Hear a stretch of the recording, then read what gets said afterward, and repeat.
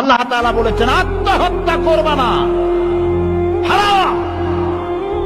যে ব্যক্তি আত্মহত্যা করে তার জানাজা কোন আলেম তার জানাজা পড়াবে না।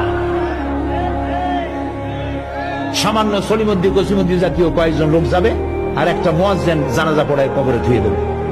বড় জানাজা হবে না, বড় আলেম জানাজা পড়াবে না, যেহেতু সে জাহান্নামে যাবে।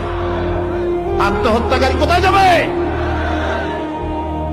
কিন্তু এই যুবক পোলাপানগুলি ওরা তো বোঝে নাই, ওদেরকে বুঝানো হইছে যে তোমরা যদি এই কামটা করো একেবারে বেহেশত তো যাবাই, মরার সাথে সাথে আল্লাহর সামনে গিয়ে হাজির হয়ে যাবে।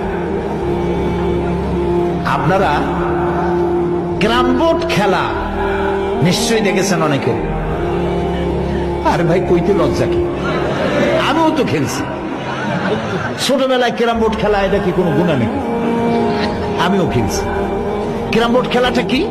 বোর্ডের উপরে কতগুলি এরকমের গুটি থাকে, একটা থাকে লাল, ঠিক না? এখন বোর্ডের উপরে এই গুটিটা আমি মারতেছি, সামনে আর একটা গুটি, কিন্তু সামনের গুটিটা আমার মূল টার্গেট না।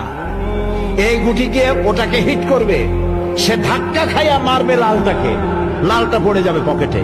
কিন্তু যে লালটা পকেটে পড়লো ওই বেচারা জানলো না যে আসলে মূল ধাক্কাটা কে মারছিল। কাজে এই যে যুবক পোলাপানগুলি ইসলামের জন্য জীবন দিতে, জীবন দেওয়া সহজ ব্যাপার না।